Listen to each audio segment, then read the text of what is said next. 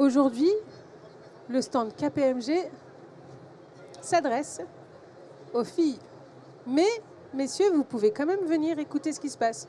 Parce que ce qui se passe, ça vous concerne. Allez, venez, approchez, n'hésitez pas. Tout va bien se passer.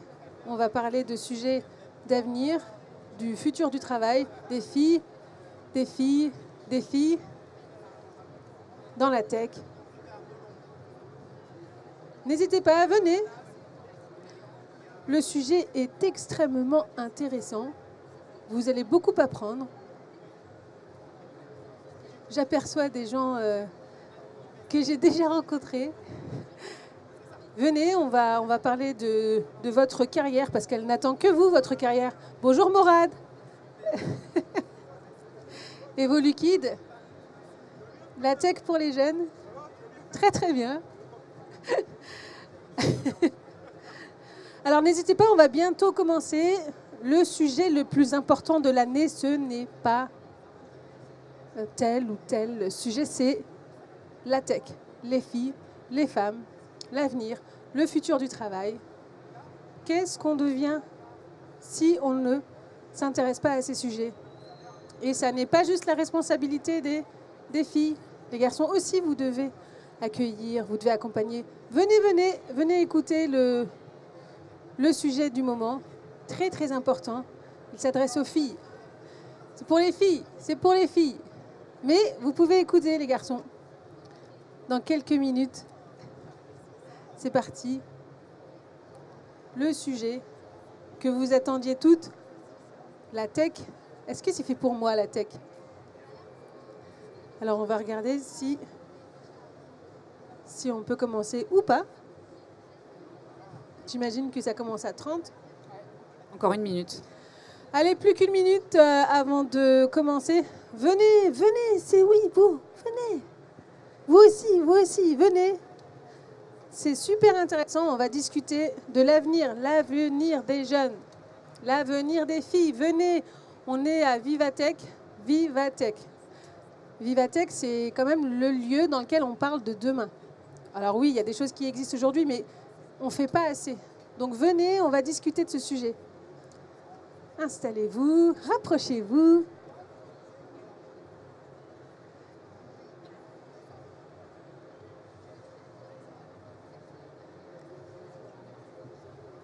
C'est parti. Eh bien, merci à toutes et à tous. C'est un sujet qu'on va aborder aujourd'hui, qui est le sujet des femmes et de la tech. Mais vous êtes bienvenus, quelle que soit votre mixité. Et donc, j'ai le plaisir d'accueillir Swat sur le stand. Et la première question que je voulais te poser, Swat, c'est est-ce que tu t'éclates dans ton travail? Alors, je pense que ça se voit. Oui, je m'éclate. Je suis entrepreneur. J'ai fait une reconversion dans la programmation il y a quelques années. Et la programmation, je pensais que ça n'était pas pour moi. Et finalement, j'y suis allée. J'ai commencé à programmer, à coder, à travailler avec des entreprises, des hommes, des femmes. C'est vraiment un univers que je ne connaissais pas. Et ensuite, je me suis dit qu'il fallait absolument que je fasse ce que j'appelle mon devoir, d'appeler d'autres femmes à venir vers ces métiers, parce qu'il y a vraiment beaucoup d'opportunités, beaucoup de métiers. Et je passe mon temps à parler, à communiquer, à sensibiliser, à former, à aller chercher aussi. Et on fait ça dans toute la France. Donc oui, vraiment, c'est un plaisir ce que je fais. Et j'espère que ça donnera aussi envie à plein de filles de devenir entrepreneurs dans la tech. Et donc, tu as créé les Décodeuses en 2018. Est-ce que tu peux nous dire rapidement en quoi consiste l'activité des Décodeuses? Alors, Décodeuse, pour que vous compreniez d'où ça vient. Décodeuse, c'est le féminin pluriel de codeur. Il y a quelques années, quand vous tapiez programmeuse, développeuse, codeuse, le moteur de recherche, automatiquement, il le conjuguait au masculin. Ça veut dire qu'il n'y avait pas de description du métier. Donc, je ne sais pas si vous imaginez, mais quand vous êtes une fille et que vous vous intéressez à un métier et qu'on vous dit, vous lisez la phrase, est-ce que vous voulez dire codeur, est-ce que vous voulez dire programmeur, ça envoie déjà un message qui est une erreur. Et donc, on a interpellé à l'époque Google, pour ne pas le citer. Je sais qu'ils sont par là, mais... Et en fait, ils ont modifié ça. Aujourd'hui, quand vous tapez programmeuse, codeuse, développeuse, vous avez la description du métier. Donc, c'était déjà une première étape. Et ensuite, Nous, ce que l'on fait, c'est d'attirer des femmes, de les former pour qu'elles deviennent des codeuses, qu'elles deviennent des programmeuses, qu'elles participent au progrès social, économique, technologique des entreprises, parce qu'aujourd'hui, nous ne sommes que 14% à exercer ce métier. On n'est que 14% de codeuses en France. C'est une catastrophe. Ça signifie que tout ce qui est en train de se construire se fait sans nous. Est-ce que c'est normal? Je vois que tout le monde dit non, ce n'est pas normal. Ben oui, en fait, on doit attirer beaucoup plus de femmes. On doit absolument apporter des solutions faites par les femmes, faites par les filles, faites par des personnes qui ne sont pas justement habituées à connaître ces métiers, parce qu'aujourd'hui, vous avez des entreprises qui ont des équipes IT qui se ressemblent tous, hein, toutes ces équipes, il n'y a que des clones à l'intérieur, et en fait, on s'aperçoit que les entreprises, elles passent à côté d'une énorme richesse. La diversité des profils, c'est ce qui permet de s'enrichir déjà mutuellement, mais aussi d'enrichir l'entreprise. Donc, nous, on forme, on attire, on sensibilise, et on fait en sorte qu'il y ait de plus en plus de femmes dans la tech, en programmation et en cybersécurité. Alors moi, je travaille chez KPMG au sein de la DSI et effectivement, on est encore trop peu de femmes. Mais quand je recrute, en fait, je demande une développeuse, une chef de projet. C'est-à-dire que j'affiche, alors je ne peux pas l'écrire, donc n'enregistrez pas ce que je suis en train de dire. Mais en tout cas, je cherche vraiment à ce que les gens viennent nous voir. Est-ce que tu pourrais nous expliquer ce que les femmes que tu rencontres te disent sur les a priori qu'elles ont sur le fait de travailler en IT? Parce que je pense qu'on a aussi cette vision de je vais faire un boulot qui est difficile, qui est pénible, qui n'est pas super sympa. Est-ce que l'ambiance, elle va être cool? Donc, est-ce que tu pourrais nous dire ce que les gens te disent par rapport à ça? En fait, on a plusieurs sujets. Déjà, dans la programmation, on a l'impression que derrière l'écran, il y a forcément le geek. Le geek, c'est un homme qui ne se lave pas les cheveux et qui s'ennuie chez lui. Mais en fait, ce n'est pas du tout ça. Il y en a un. Mais ce n'est pas du tout ça. En fait, il y a vraiment des équipes qui sont super riches, qui sont vraiment qui décident ensemble d'apporter une solution, qui réfléchissent au parcours utilisateur, qui réfléchissent à comment est-ce qu'elles peuvent améliorer la relation, l'interaction avec l'écran, avec le smartphone, avec des solutions techniques que vous avez pu voir sur le salon. L'idée, c'est d'apporter des solutions à des problématiques sociétales, à des problématiques sociales. On voit aujourd'hui qu'il y a de plus en plus de filles qui s'intéressent à ces métiers, mais elles ne savent pas que dans ces métiers, il y a beaucoup de créativité qui est demandée, beaucoup d'empathie, beaucoup de cette faculté d'adaptation, vraiment d'aller chercher des solutions dans différentes régions. En fait, aujourd'hui, on s'aperçoit que les questions qu'elles se posent, ce n'est pas est-ce que je peux pas. Aujourd'hui, les questions qu'elles se posent, c'est qu'est-ce que ça signifie d'exercer ce type de métier. Là, ça fait quand même quelques années que les filles comprennent qu'il y a des opportunités. Mais la problématique ne vient pas des filles. En fait, quand on leur dit qu'il y a des opportunités, quand on leur dit qu'il y a des filières techniques, il y a des filières numériques, il y a de l'informatique dans lesquelles, en fait, dans tous les secteurs, on peut travailler dans l'informatique, elles y vont. Les barrières, en fait, elles ne se situent pas là. Les barrières, elles se situent plutôt en haut, c'est-à-dire que quand vous avez des profs qui vous disent tu devrais peut-être pas prendre cette filière-là parce que tu comprends, c'est peut-être pas fait pour toi. On ne sait pas d'où ça vient, mais on imagine que dans l'éducation nationale, il y a quand même un gros problème qui est uniquement de s'adresser à une certaine élite pour intégrer ces métiers. Donc déjà, il y a un gros sujet autour de l'éducation nationale, mais aussi autour des entreprises. Jusqu'à présent, il n'y a pas suffisamment d'entreprises qui disent OK, on vous prend, même si vous êtes junior, même si vous êtes issu d'une reconversion, même si vous avez un background complètement différent. Et d'ailleurs, je voudrais juste rappeler que les meilleurs, vraiment, les meilleurs profils, ce n'est pas ceux qui ont tel ou tel diplôme. Pas du tout. Les meilleurs profils, c'est ceux qui sont passionnés, qui sont derrière leur écran, qui vont chercher les solutions, qui s'adressent à une communauté en ligne, qui vont chercher les solutions parce qu'elles ont discuté au Pérou, en Bolivie, n'importe où, avec des devs du monde entier. Et en fait, elles s'aperçoivent qu'elles ont une communauté sans frontières. C'est ça, en fait, la programmation. C'est vraiment d'être connecté au monde et de proposer des solutions à des problèmes. Donc vraiment, les barrières, elles ne se situent pas du côté des filles. Elles se situent du côté de la société qui ne les attire pas suffisamment. Donc moi, je trouve que c'est important de rappeler que les filles, en fait, elles peuvent tout faire. Évidemment, ça on le sait, la pandémie, on a tout géré, on est d'accord. Simplement, il y a un sujet derrière, c'est comment est-ce qu'on peut faire pour les accompagner? Comment on peut faire pour les accompagner de l'école élémentaire au lycée, aux études supérieures? Là, moi, d'où je viens, donc je viens d'Orly, dans un quartier prioritaire, et en fait, nous, on nous demandait, qu'est-ce que tu veux faire? La fac ou la fac? Jamais on nous a proposé des écoles, jamais on nous a proposé le numérique, jamais on nous a proposé toutes ces opportunités. Donc, c'est vraiment une question de qu'est-ce que la société souhaite comme communauté autour d'elle. Est-ce qu'elle souhaite que des personnes qui viennent d'une même communauté, ou au contraire, elle veut des communautés qui se connaissent, qui travaillent ensemble, qui considèrent que vraiment nous constituons tous une diversité de profils et que c'est ça en fait qui fait la richesse. Alors c'est vrai que dans la direction informatique, moi où je travaille, cette diversité, elle est hyper importante parce qu'il y a ces profils de codeuses dont tu parles, des développeuses, mais il y a aussi des profils de chefs de projet, des profils qu'on appelle des UX, c'est-à-dire des gens qui vont définir un parcours utilisateur et rendre la vie facile à l'utilisateur, parce qu'au fin de compte, au final, on développe pour que les gens utilisent nos applications, on ne se fait pas plaisir pour soi-même. Et je pense qu'on est habitué en tant que femme à avoir ce type de comportement, à aller chercher des solutions, à faire communiquer les gens entre eux. C'est-à-dire qu'on a vraiment des qualités intrinsèques qu'on développe plus ou moins contraintes, mais depuis toute petite, et qu'on a finalement, qu'on ne sait pas forcément mettre en avant, et qui sont très importantes en fait dans les relations. Moi, je vois beaucoup les relations qu'on a avec nos clients, c'est-à-dire que les présentations qu'on fait des produits qu'on développe, etc. Souvent, c'est quelque chose qui va demander à faire l'effort d'aller vers l'autre, de lui expliquer comment ça fonctionne, de lui montrer. Et les profils féminins sont aussi très importants sur ces fonctions-là, parce qu'il y a une forme de patience, il y a des choses que... Alors, je ne suis pas en train de dire que les hommes en ont pas, ne vous vexez pas.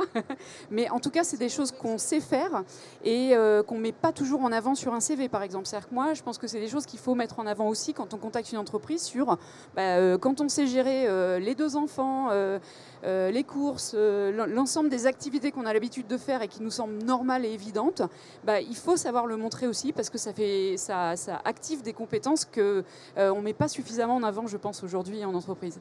Après, je trouve que rappeler aux femmes qu'elles peuvent tout gérer, même la charge familiale, même... Non, là, il est temps qu'on leur dise, là, messieurs, si vous passez par ici, prenez un peu de la charge familiale, prenez un peu de la charge mentale et laissez-nous développer des solutions pour le pays et pour le monde entier, d'ailleurs. Voilà, aller chercher du travail et laisser les hommes s'occuper du reste. En réalité, il y a vraiment... moi, en tout cas, c'est ce que j'observe, c'est que nous, on forme des femmes qui sont demandeuses d'emploi, qui s'interrogent, qui se disent qu'est-ce que je pourrais faire. Et effectivement, on a quelques conseillères chez Pôle emploi qui leur disent pour une insertion rapide sur le marché, je vous conseille tel emploi. Alors, c'est pas très bien payé, mais en tout cas, vous pouvez avoir un emploi tout de suite. Mais non, en fait, il faut absolument que tous les prescripteurs d'emploi, toutes les structures d'insertion, elles se disent qu'aujourd'hui, il est tout à fait possible de trouver sa voie dans le numérique par une insertion beaucoup plus rapide que de faire 5 années d'école d'ingé. Aujourd'hui, il existe des formations qui permettent de travailler dans des équipes IT. Des formations de 6 mois, des formations d'1 an, de l'alternance. Tout le monde peut y aller, c'est accessible à tout le monde. Parfois, elles sont gratuites, parfois, elles sont payantes, mais souvent, il y a des dispositifs qui permettent d'être financés. Ce qu'on voit aujourd'hui, c'est que dans toutes ces équipes IT, on a de plus en plus de personnes vraiment qui viennent, je sais pas, qui étaient des vendeuses, qui étaient des serveuses, qui étaient des infirmières. On a vu là avec la pandémie qu'il y a de plus en plus de femmes qui s'orientent vers ces métiers parce qu'elles ont perdu leur job, hôtesse de l'air. Voilà, dans le tourisme, on en a eu beaucoup qui ont perdu leur job. Et le numérique n'attend que ça. Il y a 200 000 offres d'emploi. C'est ce que j'allais dire. C'est un marché où, où il y a de l'emploi. Nous, on cherche encore des profils qu'on ne trouve pas. Donc, le chômage sur cette activité-là, il n'existe pas. Il y a vraiment beaucoup d'offres. Beaucoup de travail. Et ce que je voudrais dire aussi, c'est que vous ne serez pas non plus dans un métier confiné et condamné à faire 20 ans, 30 ans le même métier. Moi, ça fait quelques années que je suis chez KPMG maintenant. J'ai fait 4-5 jobs différents. Donc, à chaque fois, j'ai saisi l'opportunité d'aller chercher, de dire là, il y a besoin de quelque chose. Donc, juste par rapport à ce que je disais tout à l'heure, je n'étais pas en train de dire qu'il faut continuer à avoir ses compétences et faire tout ce qu'on fait à la maison, mais plus de dire on sait qu'on sait le faire et qu'on l'a beaucoup fait et c'est encore des choses qui sont très ancrées. Donc, appuyons-nous sur les compétences qu'on a développées pour faire ça dans le milieu de l'entreprise. C'était vraiment le message que je voulais passer. Non, mais après, ce que je trouve intéressant aujourd'hui, on le voit partout, on a plein d'entreprises dans la tech qui ont des nouveaux métiers, qui ont des nouvelles solutions à proposer. Je suis sûre que la plupart des femmes ne connaissent pas en fait toutes ces opportunités parce qu'on ne s'adresse pas à elles. En fait, on imagine qu'il y a suffisamment de communication autour de l'attrait vers ces métiers pour les femmes, mais en réalité, il n'y en a pas suffisamment. Déjà, dans les collèges, dans les lycées, on ne le fait pas suffisamment. On ne les attire pas suffisamment pour leur dire « N'oubliez pas, il y a telle et telle et telle filière et vous pouvez vraiment créer votre métier, vous pouvez créer votre entreprise, tout comme vous pouvez participer à des solutions. » On le voit, Meta propose des nouveaux métiers qui n'existaient pas. Voilà, d'ailleurs, dernièrement, on a entendu une statistique qui fait un peu peur, mais qui est de toute façon la réalité, c'est qu'aujourd'hui, on commence à voir, de nouveaux métiers qui n'existaient pas. Et en 2030, il y aura encore beaucoup plus de métiers qui n'existent pas encore. Ça signifie que déjà, tous les jeunes, là, vous allez peut-être exercer des métiers que nous ne connaissons pas. Et en fait, c'est à vous de saisir ces opportunités. C'est vraiment à vous d'aller chercher les informations et surtout de ne pas vous arrêter aux RH qui vous disent « Non, mais moi, j'attendais tel ou tel profil, vous ne correspondez pas. » Non, les RH, c'est la principale barrière aujourd'hui. On y travaille, vraiment, il y a un grand sujet avec les RH parce qu'évidemment, il y a des fiches, il y a des barèmes, voilà, c'est à l'ancienne. Mais on travaille avec les services IT qui, elles ont conscience, ces équipes, que tout le monde peut programmer, tout le monde peut travailler dans la cybersécurité. Et par exemple, la cybersécurité, c'est un énorme sujet. Déjà, il n'y a même pas de chômage dans la cybersécurité. Il y a tellement d'offres d'emploi et il n'y a pas de femmes. 6% seulement de femmes qui exercent dans la cybersécurité, c'est quand même une catastrophe. Donc, qu'est-ce qu'il faut faire ? Redoubler d'efforts, aller chercher des profils féminins, les former. Comment est-ce qu'on va chercher des talents, des compétences ? En fait, on va les chercher et on leur dit, vous pouvez apprendre tel et tel et tel métier grâce aux entreprises. Parce que les entreprises, aujourd'hui, elles ont compris qu'elles ont une responsabilité aussi. Pendant longtemps, elles ont été chercher les mêmes profils. Et là, tout d'un coup, elles s'alertent... Elles nous alertent en nous disant « Ah, on a besoin de nouveaux profils. » Oui, fallait vous réveiller déjà. Maintenant, on va travailler tous ensemble. Mais c'est vrai que la responsabilité, quand même, elle revient à l'entreprise qui doit aujourd'hui beaucoup plus s'ouvrir. Et j'ai entendu tout à l'heure quelques entreprises qui disaient que désormais, elles allaient chercher des profils techniques, pas forcément Bac+5 scientifique. Maintenant, elles allaient chercher des profils techniques dans d'autres filières, littéraires, commerce, BTS commerce, simplement Bac Pro. Maintenant, il y a vraiment, tout le monde peut aller vers le numérique et être mieux payé, parce que c'est ça aussi notre combat chez Décodeuse, c'est le salaire. Quand vous passez du SMIC à plus de 2000 € en un an de formation parce que vous avez opté pour un métier dans le numérique, évidemment que vous allez faire tous les efforts pendant un an pour vous assurer que vous allez avoir ce job. Mais il est évident qu'il faut aussi s'adresser aux femmes parce que majoritairement, c'est elles qui sont dévalorisées avec des salaires qui ne sont pas suffisants. Donc aujourd'hui, le numérique, c'est aussi un moyen d'émanciper économiquement les femmes. Et ça, c'est vraiment la meilleure chose qu'on puisse offrir aux femmes, c'est de leur dire, vous pouvez travailler de chez vous, vous pouvez gagner beaucoup plus, vous pouvez participer aux solutions techniques dans plein d'entreprises, vous pouvez créer votre boîte. Vraiment, le numérique, c'est un énorme tremplin. Ouais, et pour prendre un exemple sur KPMG, qui est l'exemple que je connais bien, on est en télétravail environ la moitié du temps de la semaine. C'est-à-dire qu'il y a vraiment c'est inscrit, il n'y a pas besoin de demander une autorisation. Alors évidemment, ça demande de s'organiser avec l'équipe, parce que l'IT, c'est un métier de contact, c'est un métier d'équipe. Il faut vraiment se sortir de l'esprit, l'idée que c'est quelque chose qu'on fait tout seul dans son coin, derrière son écran, et qu'on ne voit jamais personne. Pas du tout. C'est vraiment un métier où on voit beaucoup de monde, donc il y a un peu de coordination. Mais en gros, on a la moitié de la semaine au bureau et la moitié de la semaine en télétravail. Et sur les grilles de salaire, on pratique vraiment une égalité. Il n'y a pas de différence homme-femme. Donc ça, c'est important aussi parce que ça se pratique encore beaucoup dans les entreprises.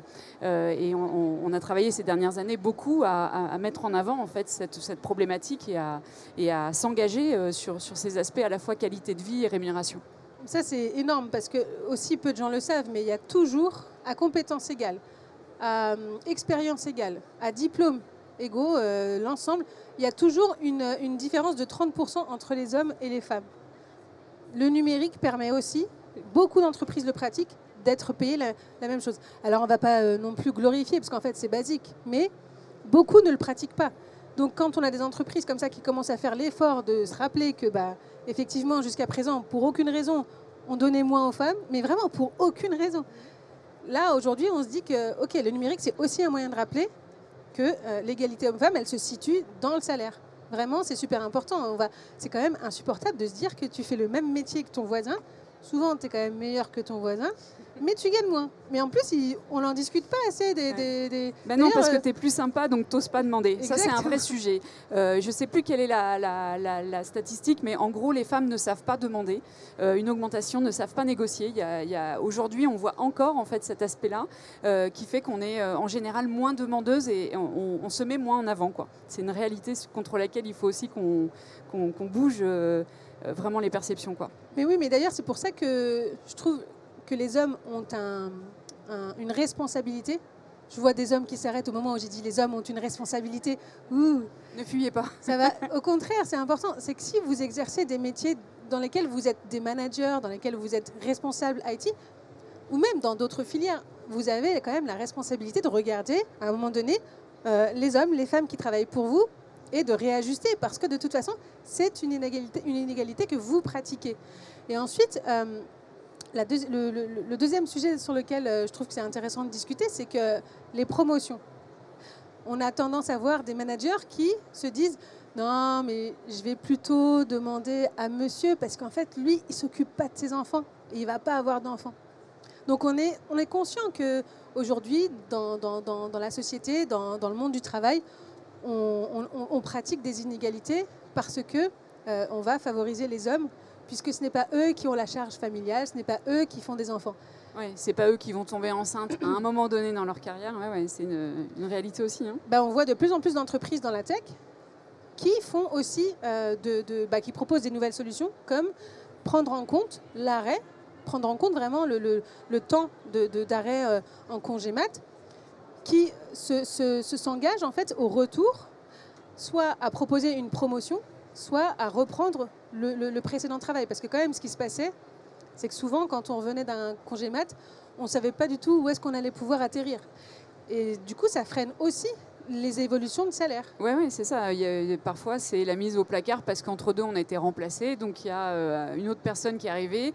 En plus, c'est un mec, donc il est pas question qu'il s'en aille.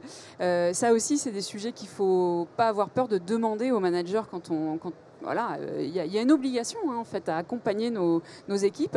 Et en général, la personne qui revient après ce congé maternité qu'elle a passé plus tôt, moi j'en ai une dans mon équipe là, qui revient en octobre, elle est hyper motivée, elle m'appelle en me disant j'en ai marre, là, j'ai envie de prendre l'air un peu et de reprendre une activité sociale et professionnelle. Donc elle va être dans les starting blocks et super motivée en rentrant. Mais je pense que de toute façon, de manière générale, les femmes, comme on est, on est éduquées à prendre soin, à communiquer, à faire preuve d'empathie, à se débrouiller avec peu. Bon, jusqu'à présent, on ne savait pas vraiment quoi faire de ces qualités, alors qu'en réalité, dans le monde de l'entreprise, c'est apprécié. C'est-à-dire qu'aujourd'hui, quand vous faites preuve de beaucoup de créativité, on a besoin de plus en plus de ces profils. Quand vous faites preuve d'empathie, vous pouvez exercer des métiers UX, UI, où ça, c'est une qualité qui est très, très appréciée. Et dans le code aussi, les femmes codent mieux que les hommes.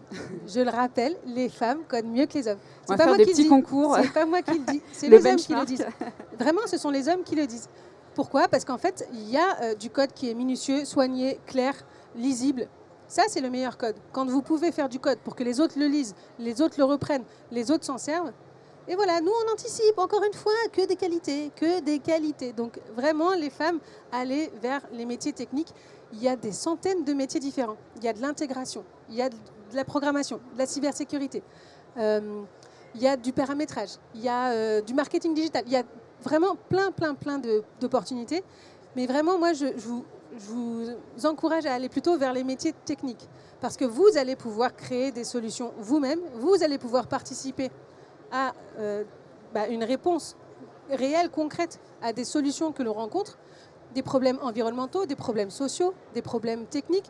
Vraiment, il y a de la place pour tout le monde et les entreprises ont cruellement besoin de nous. Je crois que c'est une belle, une belle forme de conclusion sur l'intérêt des femmes d'être dans l'IT. Est-ce qu'il y en a parmi vous qui travaillent déjà plus ou moins de manière proche dans le secteur? Personne. Il y a des décodeuses. Ben, en tout cas, moi vraiment, j'ai qu'une chose à vous dire, hommes et femmes d'ailleurs. Hein. Si vous êtes un homme, n'hésitez pas à attirer les femmes vers ces métiers. Et si vous êtes une femme, n'hésitez pas à aller vers ces métiers parce qu'il y a vraiment un énorme besoin. Et aujourd'hui, les entreprises ont conscience que si elles n'appelaient pas tous ces profils, elles seraient vraiment, on serait dans une situation vraiment catastrophique. Et donc aujourd'hui, il y a plus de 200 000 offres d'emploi dans plein de métiers différents aujourd'hui en France. Donc n'hésitez pas à postuler. On est les meilleurs. Il y avait une question ?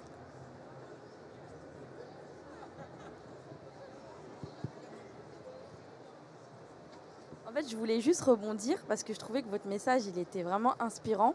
Et juste rapidement, pour faire un petit témoignage, moi, pour ma part, j'ai fait une reconversion dans la tech et j'avais pas du tout le profil, le background, enfin, il n'y avait rien pour, qui disait que je pouvais convenir au profil. Et pourtant, on m'a donné ma chance et donc je vais commencer dans pas longtemps. Donc parfois, il faut juste oser. Tu as saisi ta chance. Oui, j'y suis allée par moi-même, voilà. J'ai osé. Bravo. Et ça a payé, je pense. Voilà. Merci. On prend quelques questions ? Est-ce qu'il y a des questions ? Est-ce que vous voulez réagir, intervenir ? Ah, j'étais tellement claire, c'est pour ça. Oui, c'est ça où ça n'ose pas. En tout cas, moi, je peux simplement vous dire que chaque année, il y a des gros besoins en métier technique. Hein. D'ailleurs, si vous êtes là, j'imagine, c'est parce que vous avez une appétence, vous avez une curiosité vers ces métiers. N'écoutez pas les gens dans le forum qui vous disent « Non, mais moi, j'ai fait telle école d'ingé, tu comprends, c'est pas pour toi. » N'écoutez pas ces gens-là parce que, en fait, eux, ils veulent simplement rester entre eux.